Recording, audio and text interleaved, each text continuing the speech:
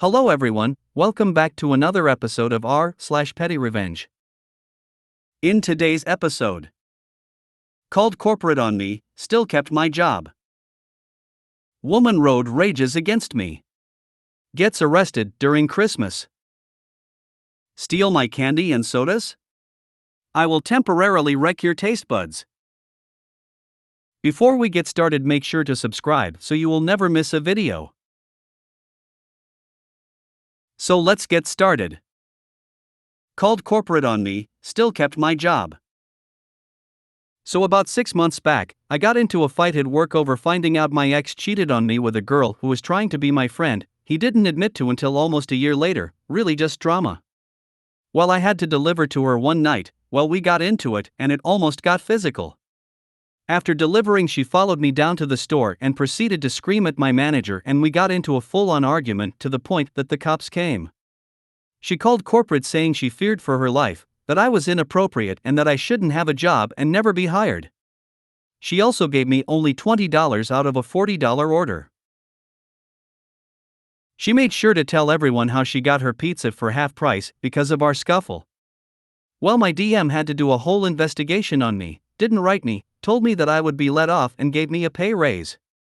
She came in one night and saw I was still working and continued to call corporate stating I was stealing money, smoking on the job, you name it. Corporate put her on a no-contact list. She can't be delivered to anymore, and every time they order food, it's always raw and there's no one she can complain to. I also put them in the system as a prank caller, so anytime they try to order, we hang up. It's kind of a win for me. Woman road rages against me. Gets arrested during Christmas. This happened in early December last year. I'm driving home from school one afternoon, and I accidentally cut off a lady in a big Suburban. I quickly got back into my original lane and waved an apology after she honked at me. I was a bit tired, so I missed her in my blind spot. I thought that would be the end of it, but boy was I wrong. My one careless move triggered a series of road rage incidents from her that I never thought anyone would be capable of resorting to. First, this woman speeds around me and aggressively cuts me off and brake checks me very hard. Mind you, the speed limit was 45 miles per hour, and I was already doing 50 miles per hour. She had to be passing me at no less than 70 miles per hour. I gave her some room in case she brake checks me again, which she did, bringing our whole lane down to 15 miles per hour, all while flipping me off outside her window. I have a dashcam, so even if I hit her, I could have taken the insurance payout, but dealing with insurance is too much of a hassle, and I love my car, so I didn't want to damage it. Other cars start passing us, so I try to do the same, but she dives in front of me again. Eventually, she lets me pass and I wave her sorry again, which she responds to with the finger. Finally, we stop at a red light, and she pulls alongside me yelling at me to roll down your window, you N-word. I'm not even black, of course, I don't, in case she pulls something out on me. Other cars are honking at her for blocking my adjacent lane while yelling at me, but she gives zero shits. Once the light turns green, I make a loop around the block to try and lose her, but to no avail. I even haul ass down an open road to see if she gives up. My car is heavily modded so it can comfortably smoke her SUV, but she persists. I'm thinking, what kind of person has this much time on a weekday to follow someone around? Had I driven home, she could have come back later and did God knows what. So finally, I resort to calling the cops. Unfortunately, I'm right at the boundary of 3 counties, so I get bounced around dispatchers for about 5 minutes before finally ending up with the right jurisdiction. I explain my situation, and the dispatcher directs me to drive toward the nearest police precinct while an officer tries to intercept us. During the conversation with the dispatcher, she is still flipping me off, and the dispatcher can hear her honking. That's how close she was tailgating me. It's been over 30 minutes since the original incident.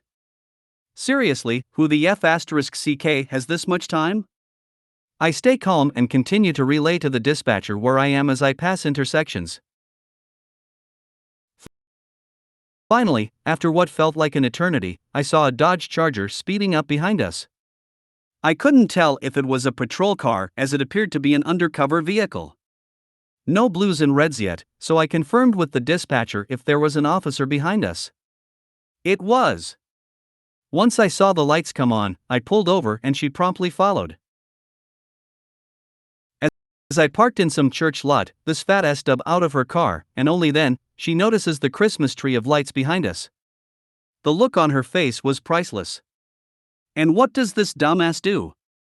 She darts towards the officer's car. The officer quickly commanded her to stop, which this bag of meat seemed to understand. Not long after, his corporal and another officer arrived. Now, I'm still sitting in my car waiting for the officer to come to me. I hear her making up some bullsh** tea story, and in a few minutes, he comes up to my window to hear my side. The moment I stepped out of my car to talk to him, she yells at me, "You bad at driving." This was retaliated by the officer yelling at the woman. I told him my side, and about all the brake checking and racial slurs, and she obviously denied it. The instant when I mentioned that it was all on dashcam, her face went pale. The officers saw all the brake checks, excessive speed, and tailgating once I pulled up the footage on my phone, and he then asked me if I wanted to press charges. Of course I did. They searched her SUV and found an unregistered Glock underneath the driver's seat and a tiny bag of weed, which isn't legal in my state. This woman got arrested for reckless driving, endangerment, possession of marijuana, and a couple of other things. I was just told to drive carefully with no ticket. Steal my candy and sodas? I will temporarily wreck your taste buds. Several years ago, I worked at a major pet retail store. I had a morning shift that entailed me arriving a couple hours prior to the store opening to clean critter cages and feed the fish and animals and whatnot. There was another crew that arrived earlier than I did that was in charge of restocking on delivery days twice a week. We had community break room with the usual fridge, microwave, table and small lockers. There was also a snack machine and a Coke machine. I would keep snacks in my locker, but I really enjoyed Reese's peanut butter cups chilled, so I kept a couple those, along with 2 bottles of Coca-Cola in a mini storage container in the fridge. I was happy to share as long as permission was asked. I bought my snack needs at Costco, so it was no big deal to share, and my coworkers always reimbursed me a little. It was cheaper to buy from me than the snack machines. One day, I noticed I was missing a soda and candy bar from my little box in the fridge. No big deal other than no one had asked. They also didn't leave any reimbursement. I blew it off figuring they must have really needed to pick me up and forgot to bring something. Then it happened a couple more times. I put a note in the box requesting that if they wanted something that they needed to ask and not just take, and if they were going to just take, they needed to leave a couple dollars behind. It happened 2 more times before I came up with my plan to wreck their taste buds. It wasn't that they were taking just one Coke, they were taking both and all the Reese's PB cups. Since this was a pet store, we carried the nasty stuff that keeps dogs from licking themselves. It came in an ointment and a spray. We also had vinegar on hand for wiping down the acrylic fish tank fronts. It was something safe to use around aquarium fish, and we used it for a couple other things too. I carefully opened a bottle of Coca-Cola, poured about a 1/3 out and replaced most of it with vinegar and the remainder with the bitter liquid.